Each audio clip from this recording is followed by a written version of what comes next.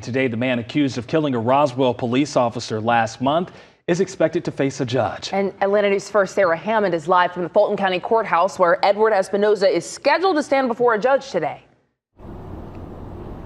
That's right. So we're expecting to see Edward Espinoza here at the Fulton County Courthouse today after police say he is the man responsible for killing 24-year-old officer Jeremy Labonte. Now, according to the Roswell Police Department, Labonte was responding to a suspicious person call at a shopping center in early February. They say he spotted who police later identified as Espinoza, and the suspect almost immediately started firing at Labonte. The officer died at the hospital. He leaves behind a wife who he met when they were both in middle school. And at his funeral, his pastor remarked on the kind of man Labonte was. He had a smile that lit up the room.